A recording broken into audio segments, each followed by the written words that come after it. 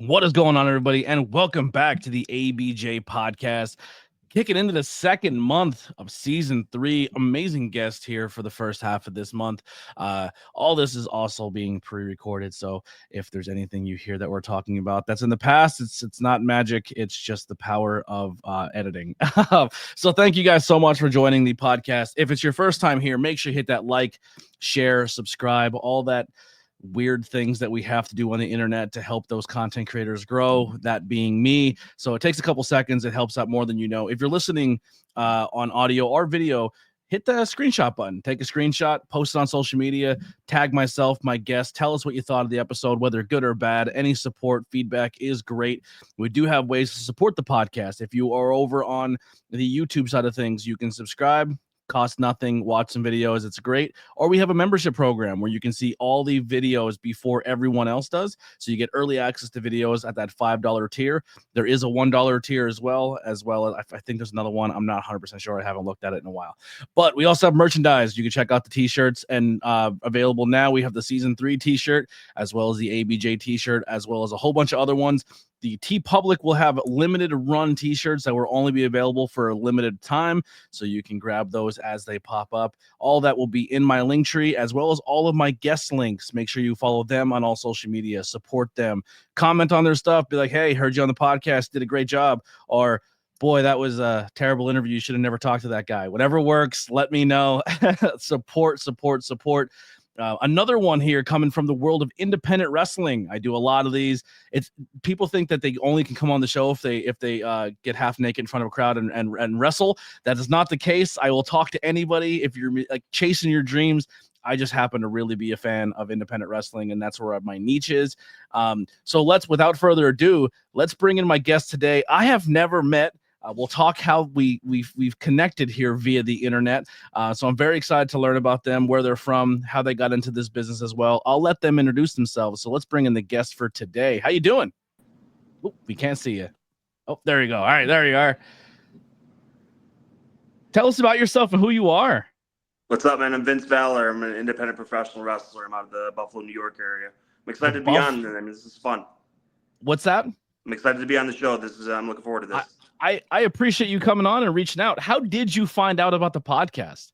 Just new year, new opportunities. I'm scrolling through social medias, and I come across different promotions I'd like to work for, different podcasts I'd like to be a part of. Like, I'm open to anything, like whether it be working for new companies, being a part of somebody else's show, just different things. So I was scrolling through, and I came across your podcast and saw it as an opportunity to chat with somebody new and make new connections. Awesome. I love that. So how long have you been in the business? This is my 15th year in wrestling now. Wow, you've been doing this a minute up in that Buffalo area. What school are you based out of? Like, where's your stomping grounds? I trained at the Neo Wrestling Federation dojo in Niagara Falls, Ontario. I split some time. That's where I finished my training, and then I got some training as well at Grapplers Anonymous in Buffalo under Pepper Parks. Now I'm the trainer of the Buffalo Wrestling Academy. I'm actually starting class right after this podcast. So yeah. Awesome. So now up in Buffalo, are you also teaching professional wrestlers and football fans how to properly go through tables on Sundays? Yeah, that's a part of the training. It's advanced training. I think that's if you buy a Buffalo Bills jersey, then you have to go to wrestling school so you can bump properly, so you don't hurt yourself in parking lots. Yeah, of course. Yeah. Bills Mafia is a crazy fan base. Yeah, I love it. I listen. I'm a Washington fan. I'm a Commanders guy. It's been really fun to be a fan this year. It hasn't been for the past 30 years of my life, but Bills are a great fan base. I always say I don't hate the Eagles. There's only one team I don't like, and that's the Cowboys. Fuck the Cowboys. Yeah. But if we ever get a Bills Eagles Super Bowl, my God, the pro wrestling magic that would happen between those two cities would be amazing. That's right. Yeah. Awesome, man. So let's kind of rewind a little bit. When did you fall in love with the industry of professional wrestling?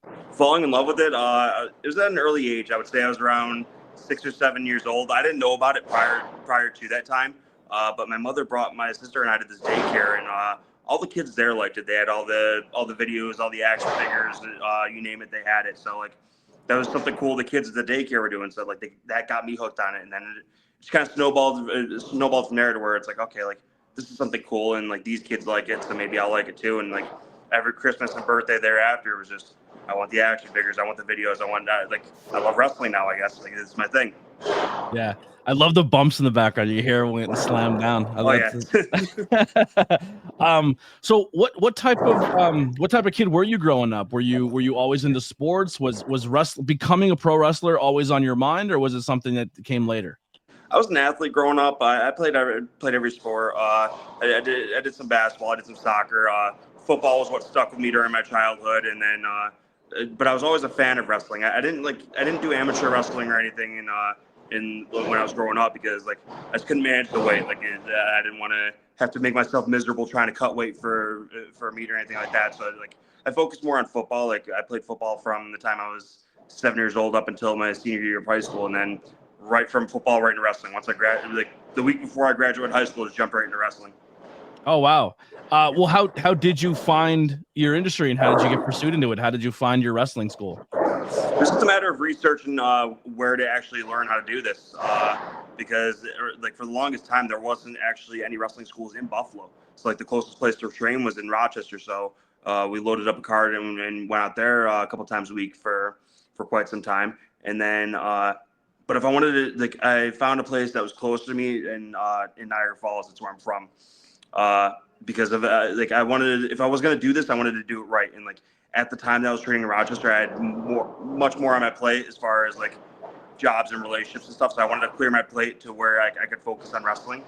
And then I found a place which is in Niagara Falls, Ontario. I'm from Niagara Falls, New York. So it was just a matter of driving over the border 4 times a week to train, which was a pain in the ass in itself. And driving over that border as often as I was, but that's where I got my training, was in Neo Wrestling Dojo in Niagara Falls. That's awesome. You're American based, but you're a Canadian trained wrestler. That's wild. Yeah, I got the best of both worlds, being able to wrestle in America and Canada. That's awesome.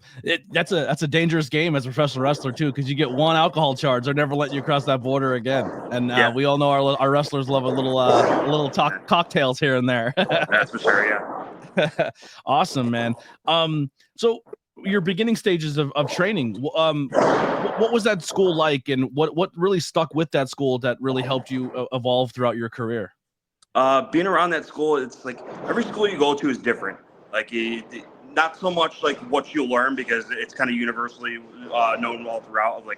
Everybody's learning kind of the different things through the progression of the training. But you'll be around different people and around different environments. Like I said, being so close to the border, I was able to be a part of the family of the Canadian wrestlers over there, and also spend some time training in Buffalo too, where I was able to make my friends and connections around here. So it was good to learn different perspectives in the early stages of wrestling. I was learning from my late trainer Jesse Scott in Canada, taking some time to learn from Pepper Parks in Buffalo. It was the best of both worlds, really, and you just learn everybody's different perspective and everybody's different values in wrestling. Yeah. Now, as someone who trains yourself now, and you're a head trainer at a school, what do you try to encapsulate when it comes to the wrestling school that you're a part of now? I try to take everything that I learned along the way and teach that to my students, to where even if I'm not around in forever in this, the things I teach, they can carry it along with them.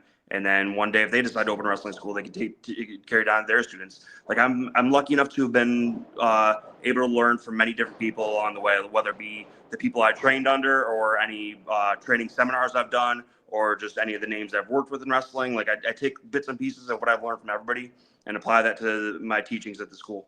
Yeah. What do you think this industry lacks now that maybe used to be there in the past, or what's good now that wasn't so good in the past? Around here, the Buffalo area, I feel like it's not gone, but for the companies I work for, we're kind of lacking that camaraderie, and I try to keep that alive amongst my students. The people that I came up with, they're not doing this anymore, to where now it's, I've heard it a bunch of times. I'm the only one that's left from that era of people that were training around that time or wrestling around that time, to where everybody's kind of slowed down. I'm still going strong and trying to pass it on to my students so that they can have as long of a career as I did. Yeah, definitely. Camaraderie is that's kind of a weird thing, because in the world of professional wrestling, I know a lot more people their eyes are being open to the industry, because it's having a boom again, and it's a different type of boom. I think the industry is a lot different. for like even in my 38 years on this planet, wrestling was kind of like that carnival style. It's like WWE just did a promo that and said shoot, work, carnival. Like they literally just laid it all out. Like, no, we're entertainment. This is not real anymore. Like it's a wildly different experience hearing like your major companies saying like, yeah, this is all predetermined. Like they lean into it now. The business is constantly evolving, and like wrestling fans have become smarter, wrestlers have become smarter. Like, yeah, it's crazy to think like they announced it 100 times, like we're in the Netflix era, and like who's to say like what the next big step is, because this business is constantly evolving, and like everybody's getting out ahead of it. Yeah, I've been saying for a minute, I said the worst way to promote wrestling in 2025 or 2024 is to try to like, I mean, it is good to work people. Like that's still a cool aspect of the business. But when people like trying to say that it's not predetermined or it's not entertainment and it's not like we're friends out there, when people feel like they're being duped, they don't want to participate in a product. But if they feel like they're part of the theater aspect of it, they're going to enjoy it more, and if they're going to watch it like it's a Marvel movie and not like it's a Sunday night football game. Yeah, at the end of the day, like we still have to protect the business at all costs, but it's gotten to a point where like anybody that will try to poke at it and be like, oh, this is fake, this is like there's people that'll get mad about it, but like what does that help? That doesn't make a fan out of them. So like rather than get mad about it, like it's better to educate them and teach them about this stuff so that they do become fans of it.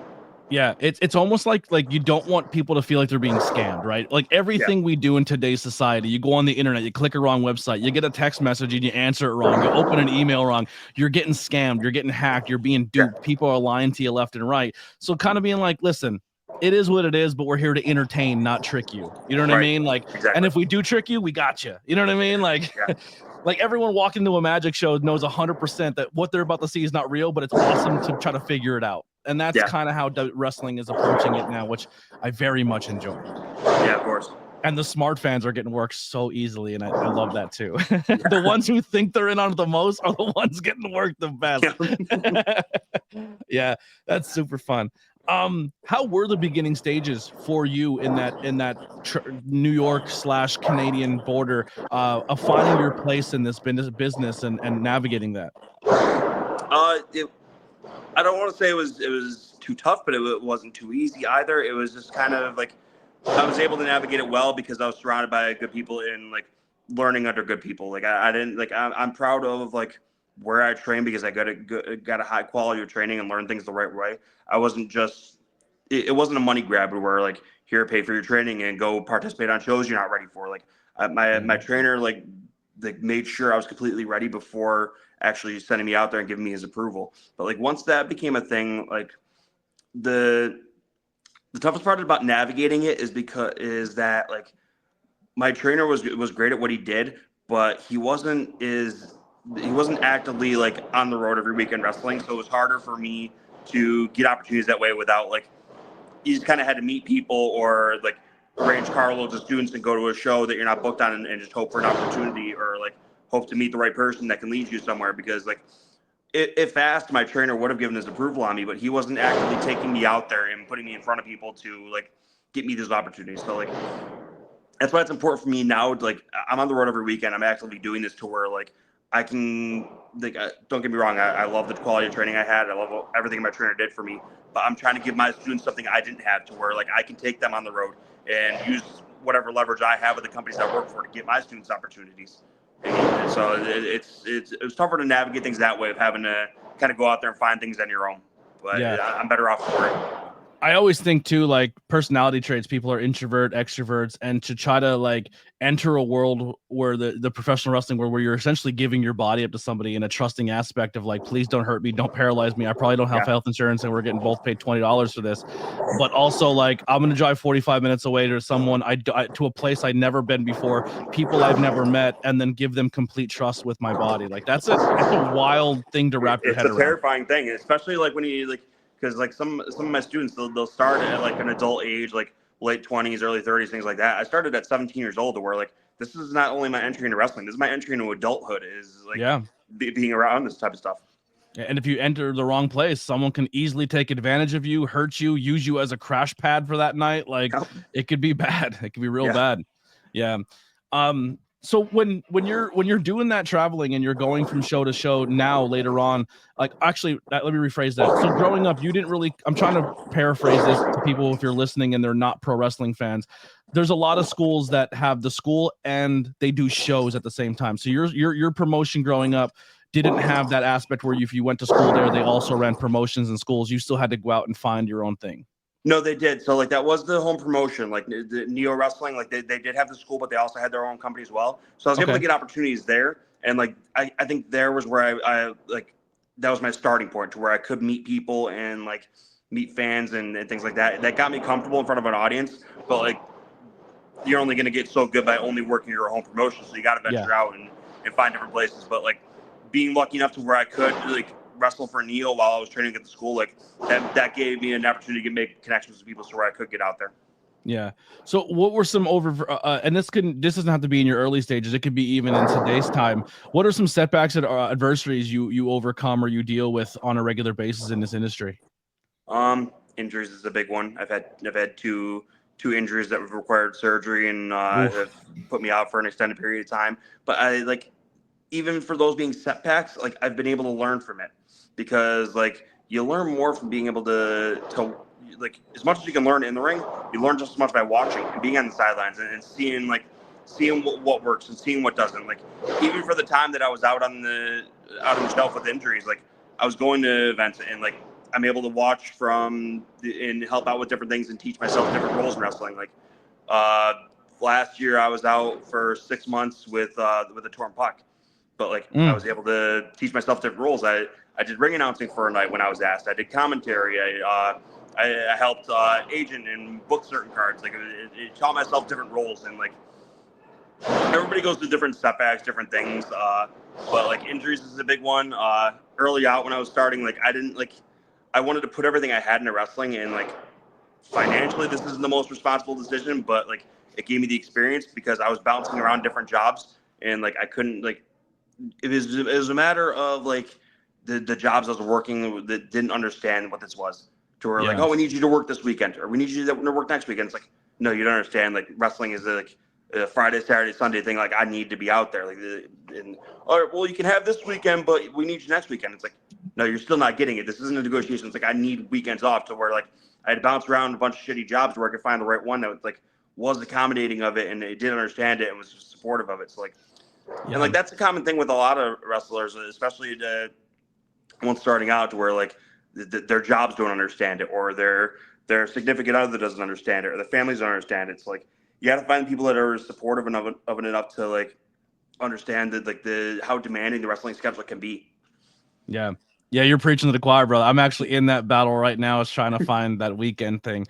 But it's tough. I can never just be someone who and I don't wrestle. I don't go out and do it. I do commentary. I do those odd job roles where I go and get content. But it's just like I can't just imagine punching a 40-hour week, coming home, watching TV, getting a shower, going to bed, waking up, and just doing that every single day for the rest. Like not having a hobby, not having an outlet, not being able to be creative or making art, like just would drive me crazy. I would like, what is my purpose here? You know what I mean? Like even if it's not going to change the world for everybody else, at least for me, it gives me some shred of dignity and happiness that I can do something besides punch a time clock every day.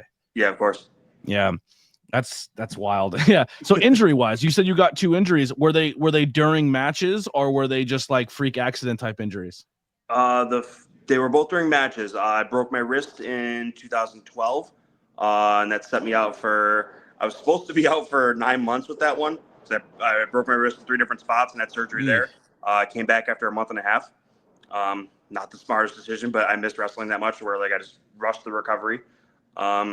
And then I tore my pec in September of 2023, and that put me out for.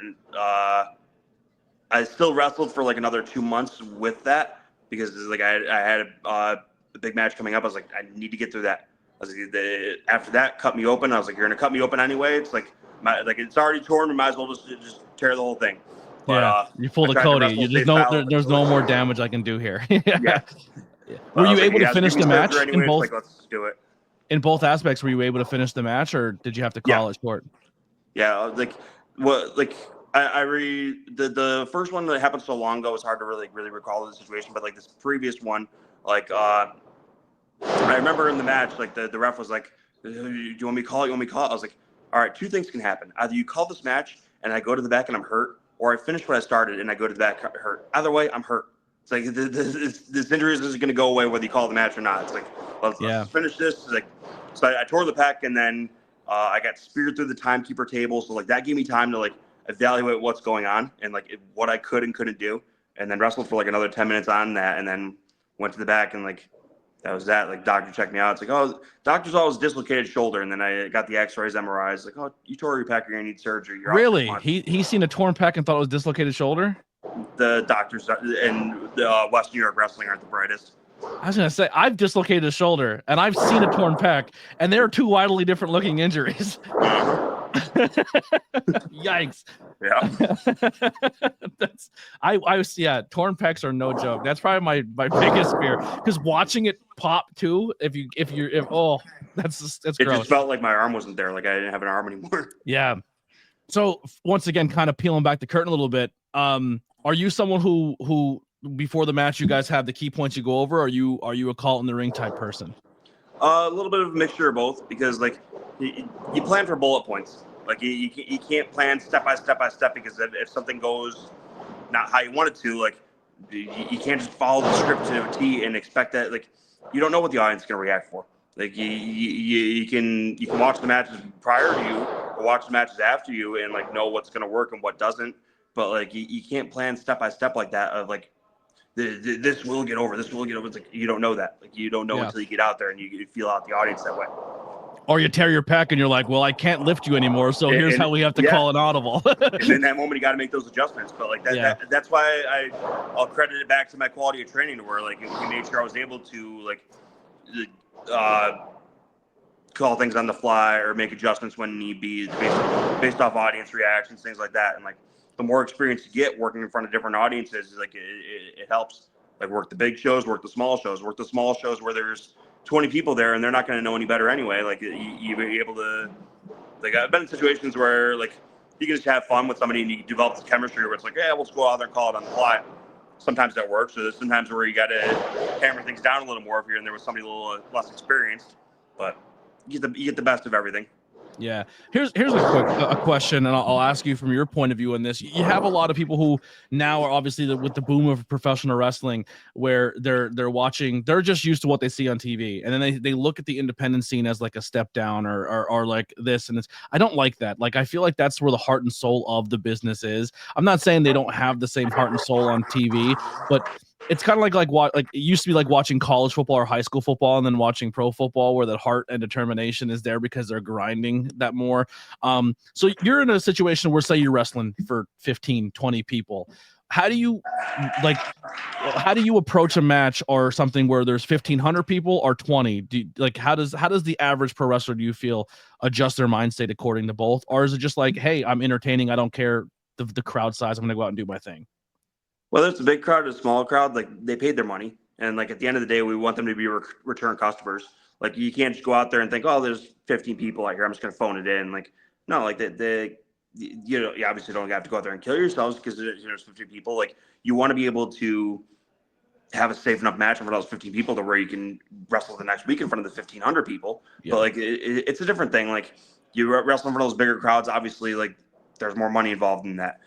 Maybe there's bigger production elements, things like that. Or you wrestle in front of these smaller shows to where like I find that the smaller shows in the smaller towns, they believe in it a little bit more, to where like some of them want to come just to be entertained, and like we offer them that entertainment. Or like the bigger crowds in front of the bigger venues, like they look a little bit deeper into it, and they want to be able to pick it apart a little more and go online and tell their friends about what they watch, things like that. Yeah. But at the end of the day, like it's a business, and we need to have those return customers. You can't just go out there and like expect that these people are going to be there. You have to give them a reason to be there and give them a reason to come back and continue to come back. Yeah. Totally. And that honestly, I love the smaller aspect shows. I love the smaller aspect shows, watching a band, watching pro wrestling, like any form of entertainment art. I kind of find those dive bars where it only holds a certain amount of people, or Yeah. venues that hold, they don't really get big crowds, because for me anyway, I feel like you watch highlight videos of old, like guys who are on TV now, and you watch their old highlights, and nine times out of 10, their crazy highlight spots or moments where they connected with the crowd the best is when there was the least amount of people there.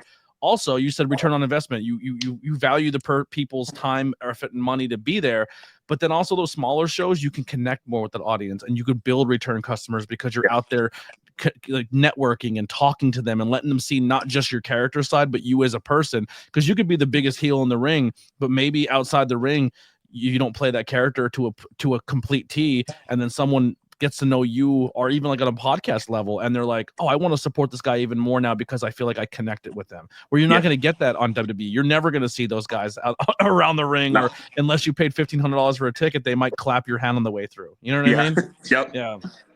No, totally. And I think that's why I like GCW and stuff, is like really fun, because they know their fans. They understand who travels for them. They know who those return customers are, and they really treat them like gold for those good people who always keep coming back and supporting them. Where sometimes those big TV companies, you're just another body in a seat for them.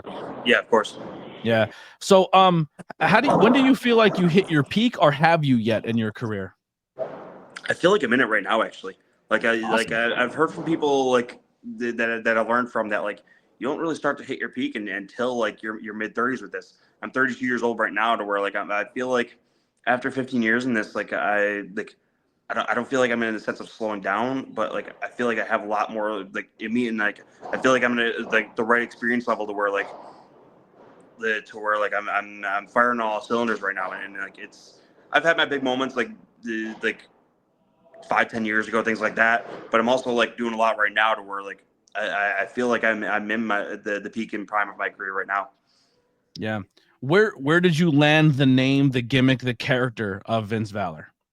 It's kind of just me. I mean, Valor meaning courage and bravery. Like I feel like that was something that I could apply to a character. Like the Invincible nickname, it was something that like was given me during high school football. It's just a play on words with my name, Vince. I mean, it's just like with these names in wrestling, you kind of just like kind of like put it together and like think of like, how would this sound as a wrestler name?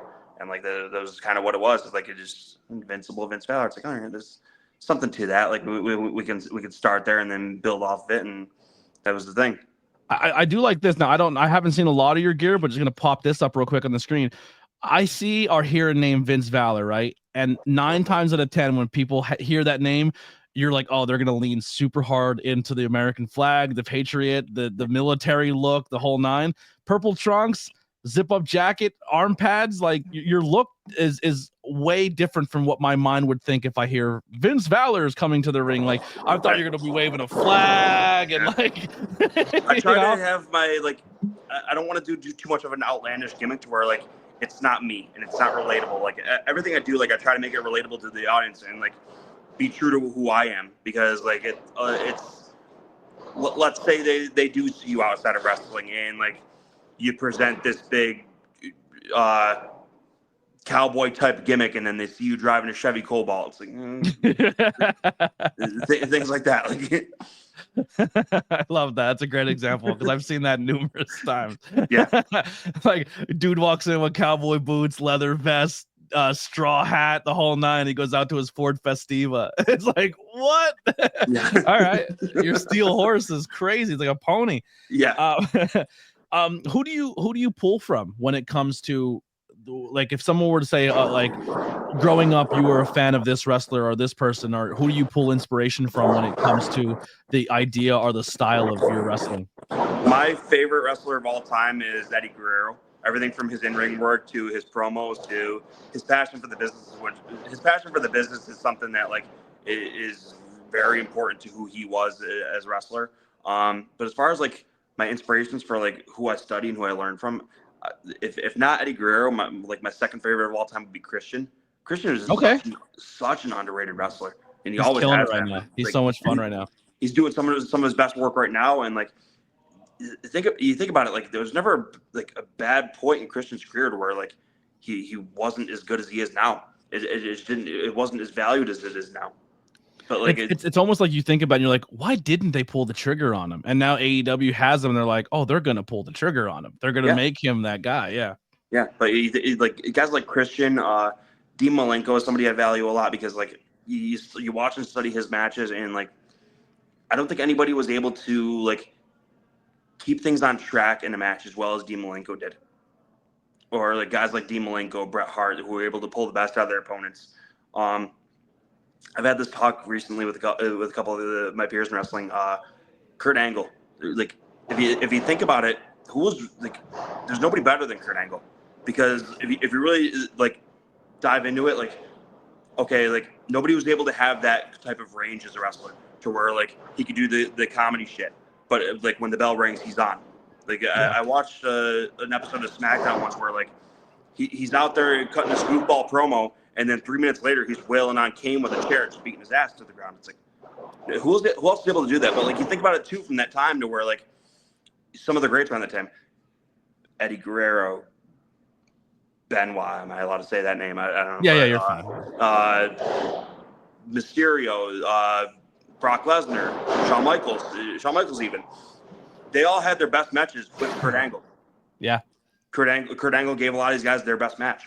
Yeah. Kurt's amazing. I got to meet him. He was a really cool guy. Names in the business. A couple of years ago, he's awesome. Who of you, any names out there that people would know that you've got to work with, grapple with, pick their brain? Probably the biggest one I've gotten to work with in the ring is MVP. Nice. I learned a lot from him. Started out as a singles match, broke down into a tag match. He and I were the baby faces, but like I was able to pick his brain and learn a lot from him. I've worked with guys like him. I've worked with Nunzio, Hornswoggle. But I've worked with a lot of names over the career. I've been able to learn different perspectives from different people. How tall are you? 6 foot. I was gonna say you look taller. I thought from the promo photo, I thought you were like 6'5", 6'6". So you said Hornswoggle. I'm like, that's probably fun. That was It's a great match. Yeah, it's a lot of fun. Yeah, it's crazy too that people don't realize in this industry, and I don't know from like a music standpoint or other forms of art or any other business where this applies to, but you can see someone who is at the brink of like that light switch moment where it's like, oh, I've been told that 100 times and now it clicked, right? And sometimes those moments happen when that name that has hit higher levels of this industry come in and work an independent show, and you have that 10 to 15 minutes to pick their brain or maybe even work them in a match, and then it just makes sense because you kind of get that rub. And it seems weird to think about, but you only have 10, 15 minutes with them, but it feels like you got 3 years worth of experience in that 15 minutes because you got to pick their brain. At the end of the day, it's like some of these big names that come in, like they're in this for the same reasons we are. They're just one of the boys. Like some people are too afraid or intimidated to try and learn from them. It's like, no, they're here. They some of them want that. They want to be able to pass along their knowledge. Like Tommy Dreamer is somebody that I've had the chance to be around quite a bit. Like he and I traveled to a show not too long ago, and like just be able to sit and listen and learn from him. Like I've worked with him a couple times. He's great to learn from. He's somebody that's been in every company and done everything there is.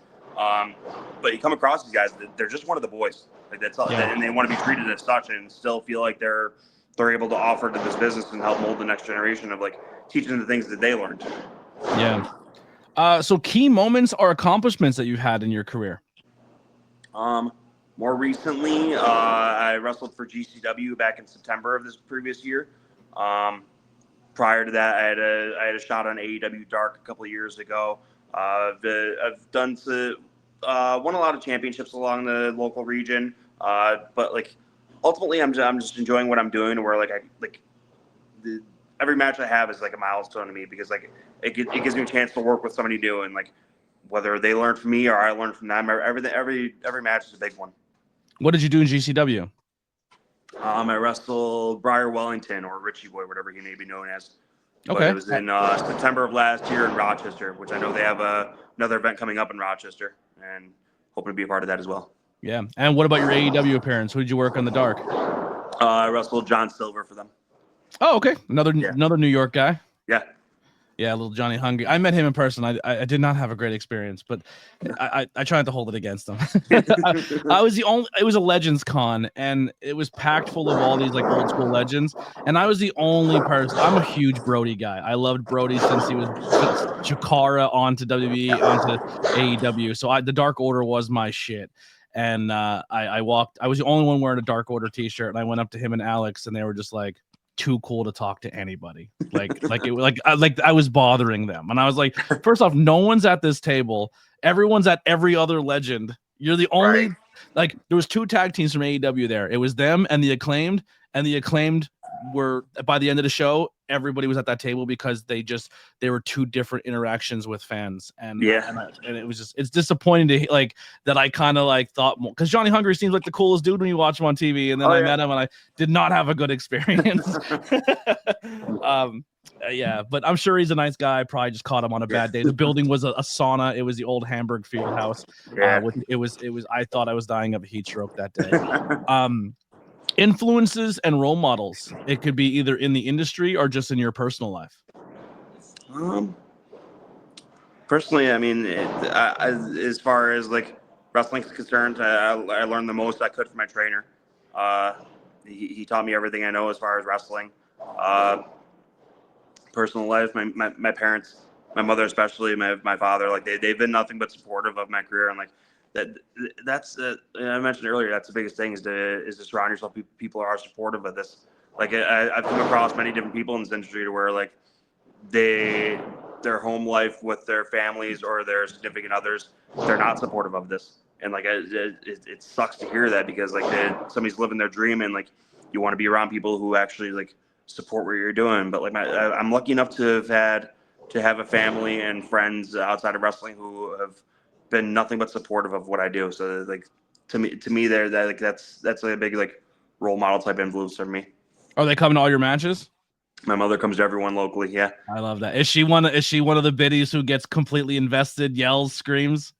Now she is like because she's been around this for so long and seen everything I've done. Like, but like the early stages of it, she was just a nervous wreck. And there's times where she still is, depending on the matches I'll do. But like she enjoys it, and she knows what it is. We have this one wrestler's mom who comes to all the shows, and you would think she is watching matches from the 60s. She's completely invested no matter what happens in that ring, good guy or bad guy. She is completely locked in. She's the best fan in the building. She'll try to hook him with her cane when they walk by. Like, she's the old lady who would stab Roddy Piper back in the day. You know what I mean? Like, she is that fan. I love her. Sometimes that's my favorite thing. Like I've wrestled somebody, like more recently I wrestled somebody in Ontario to where like, yeah, my mom's in the crowd. It's one of her first times here. It's like, oh really? Like let's play with that. Like, yeah. And then now we'll make your mom the star of the show, and like things like that. They like that interaction to be entertained.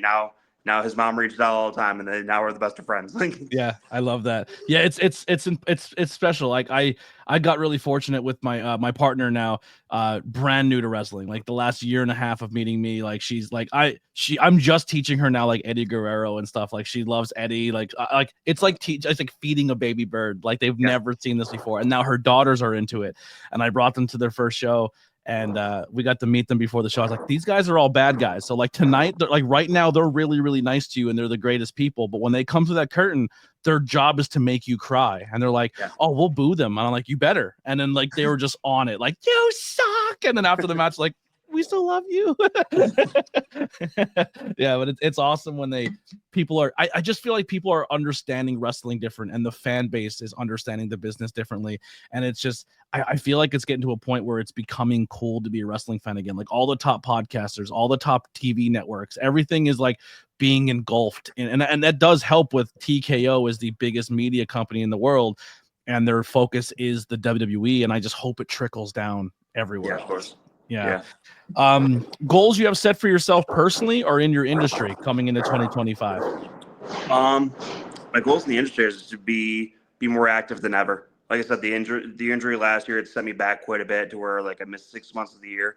Even with missing that 6 months, I finished with 62 matches across 15 promotions. Wow. Won 4 championships. I mean, like, but now it's like taking everything I did in the back half of that year. Now let's start the new year fresh and build off that and be busier than ever. It's like the goal is wrestle all weekend, every weekend, anywhere I can, anywhere it's willing to have me, and or my students for that matter. Like an accomplishment for my students is an accomplishment for me because I'm able to see them grow and see them succeed. So like that's my goal. Like I have my goals for myself, but like I just had to talk with my students last week about like asking them. It's like what are your goals, and like write everything down in the dry erase board. It's like okay, like how can you achieve this? What can you do, or what can I do to help you? So like it's important that way to help them achieve their goals. Who are some students now that people should be keeping an eye on? We'll plug them on the episode here. Maybe people look them up. Got a lot coming up. Blackwell, Tommy K, Matt McCoy, Darren Crow, Groff, Cal Keaton, Brennan the First, Jack Isaac, who actually just had his first match this past weekend against me, because like that's important to me because my goal. I'll circle back to the goals because like my goal right now is to wrestle all my students because that's something I never had. All I ever want, like I've wrestled everybody I wanted to wrestle, but like I never got to wrestle my trainer. Like and like he and I talked about it for years. The pandemic kind of ruined it because he and I were opposite sides of the border, things like that. It was supposed to happen a couple times and it just never did. I talked about last year with the injury. So last year as well, I lost my best friend in wrestling, Anthony Gaines, in February. The following month, I lost my dog. And the following month, I lost my trainer. 3 months, lose three of the most important figures of my life. And then like that's it. It's like, okay, now I'll never get that match with my trainer. So like when that happened, I made the promise to my students, like, okay, like I'm gonna wrestle each of you. It was like before I go anywhere with this, like I need to wrestle all of you to give you something that I didn't have. And like I try to teach them the importance of that. It's like this is important to me, so I want this to be important to you as well. And they're all appreciative of it, they all value it. Like I said, this kid has wrestled on Saturday. He's been training with me since he was 16 now. He just had his 18th birthday. And like I told him like a couple months out, I was like, when you turn 18, I'm your first match. Like I promised you. And like sure enough, I was able to do it. So that was cool for both of us. Or if he's good at that younger age, you just throw him in a mask. He's the midnight kid. No one asks any questions. He goes out in front of a crowd. Never seen that happen before in pro wrestling. Not at all.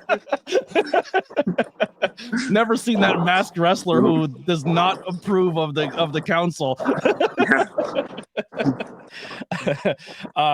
What are some hobbies and interests you have outside of the world of professional wrestling? So when you're not training and you're not helping others and doing this yourself, what do you do to cut back, loosen up, find entertainment and other aspects?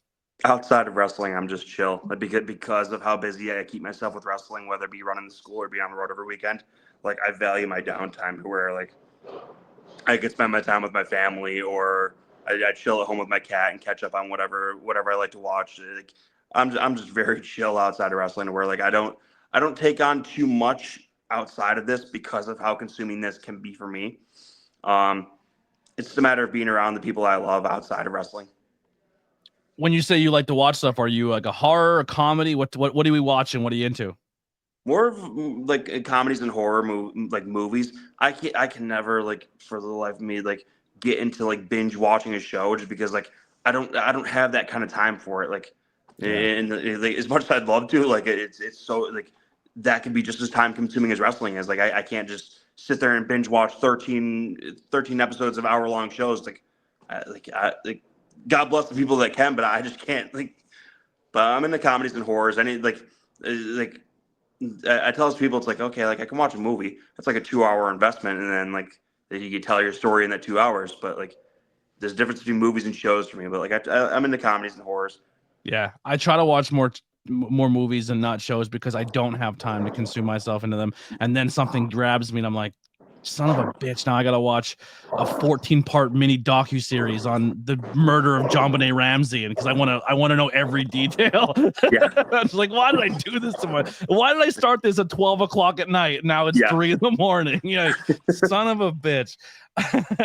Yeah, I'm the same boat. I try not to do stuff much because I mean, if I'm not interviewing wrestlers or doing this, I'm watching Raw, I'm covering Raw, I'm Monday, Tuesday, there's wrestling on every day of the week, and I'm trying my best to consume it all and still support the independent scene. There's no time. Yeah.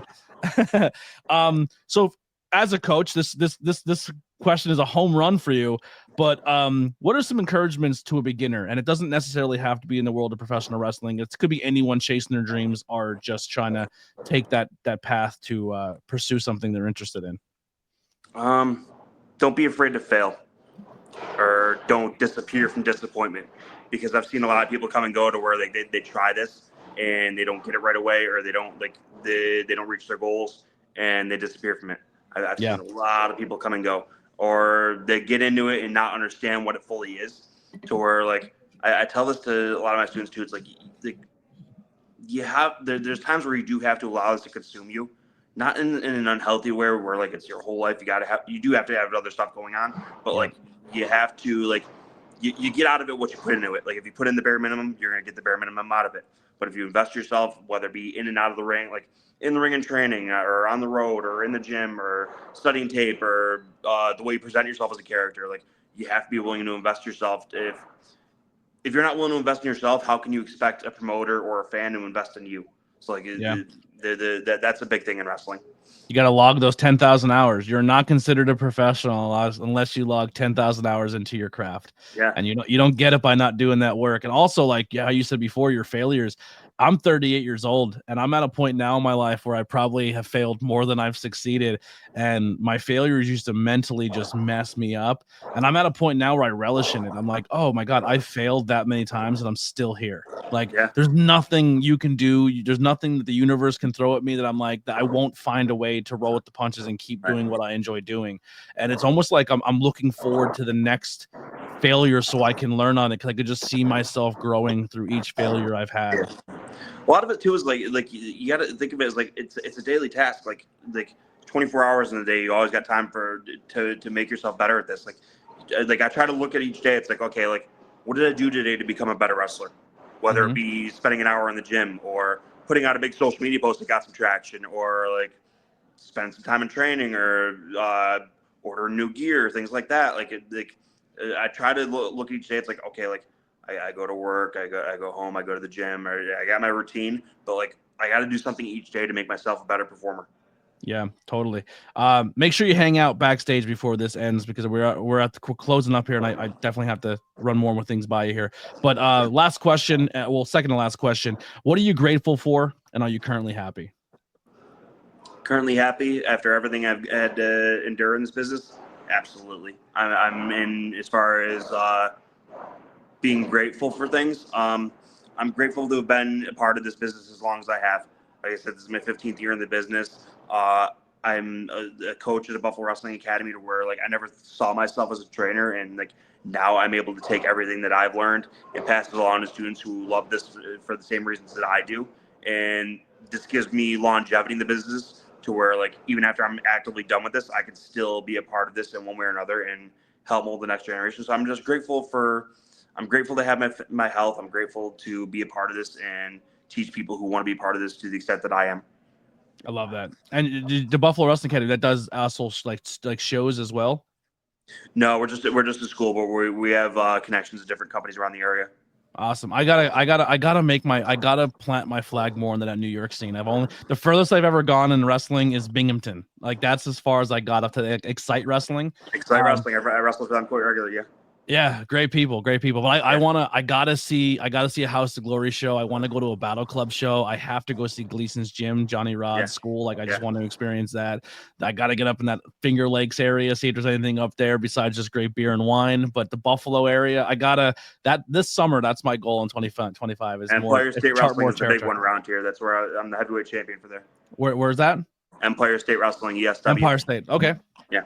Yeah, I definitely gotta. That's on my bucket list. I gotta come up. I'll come see you live. We'll lock it down. It won't just be a podcast interview.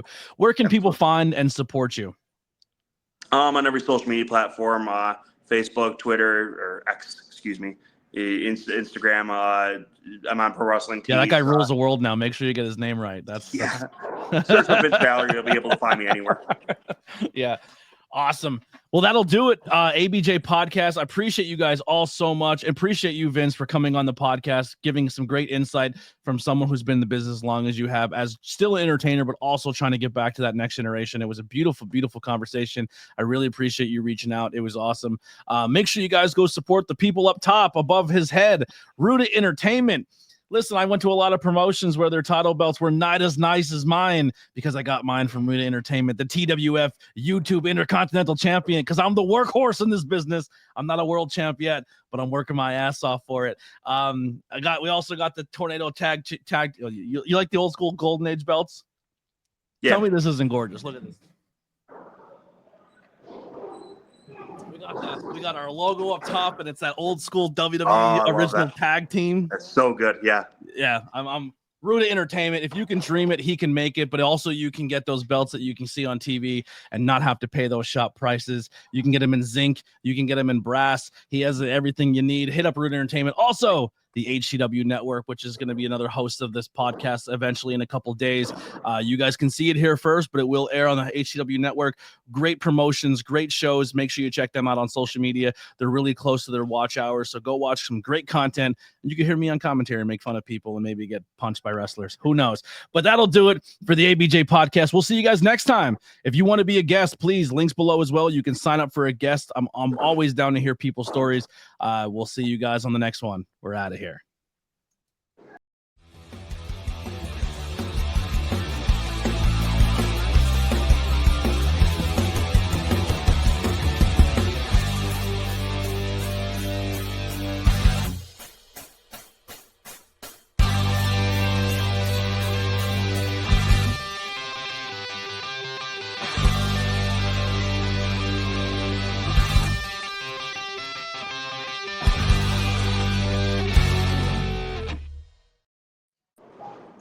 All right.